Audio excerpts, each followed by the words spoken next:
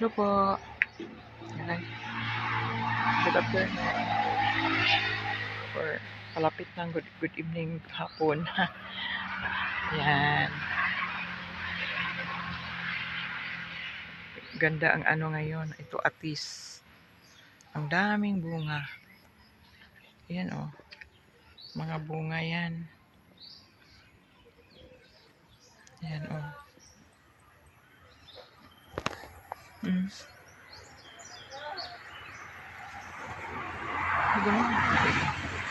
Uy, hinog na. Ha? Hinog na. Hinog na. Yan ako Hinog na. Humok na ang ipislit. Daga bunga. Panglawag sa ka. Kay magkato atong trabahoon nato.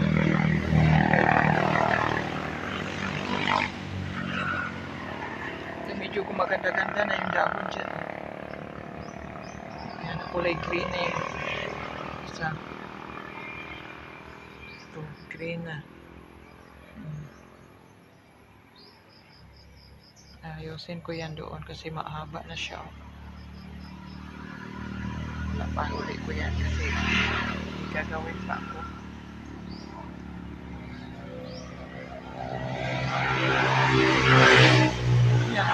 Ayan mo yung mga bulaklak ko, tinatabi ko. Kasi inaayos ko nga. Huli ko lang dyan. Ito, malinis na. Ito, ilipat ko ito pala kasi nga pag naggawa ng gate dyan na concrete, tamaan talaga ito. Inyog. Tapos tabi ko doon sa kabila. Ayan mo, sira na. Nagawa ko ulit doon. Kabila. Bago ko kukunin yan,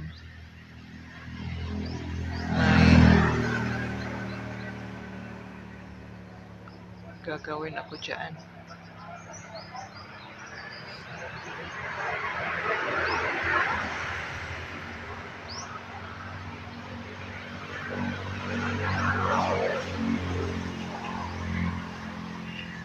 Ito.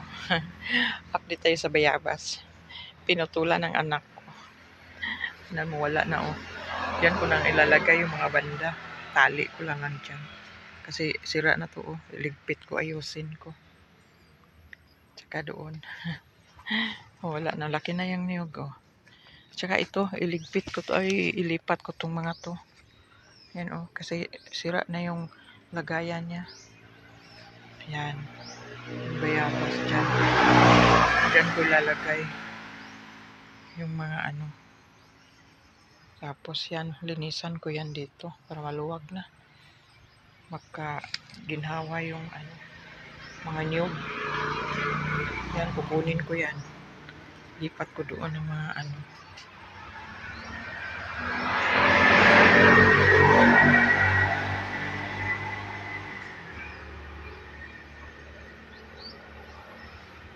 May sili o, lumaki na.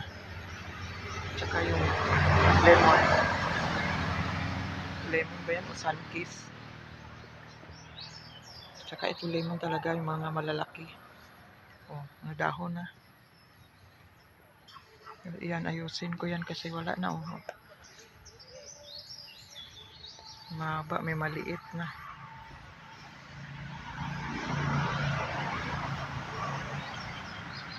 Hindi na umaagos ang tubig. Yan ang gawa ko. Oh.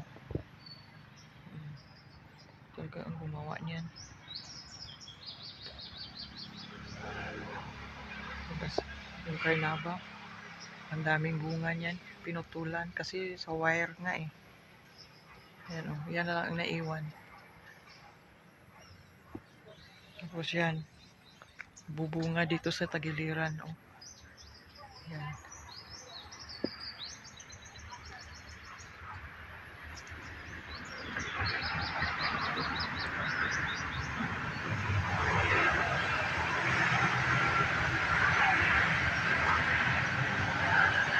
Yung hose hindi pa niligpit kasi ano, tag-ulan na, pero ito ngayon baka diligan ko to kasi mainit kanina eh.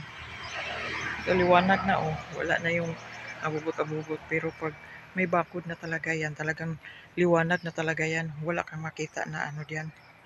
Yung mga natural nga mga bulaklak na, wala na yung mga ganyan. Meron pero tutubo yan konti. Yan lang.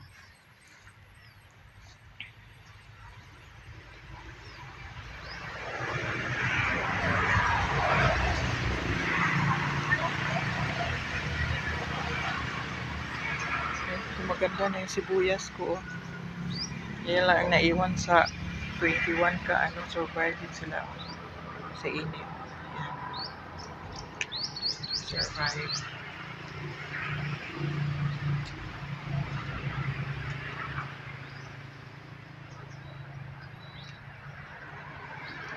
Tinanim ko yung bagong ano dyan.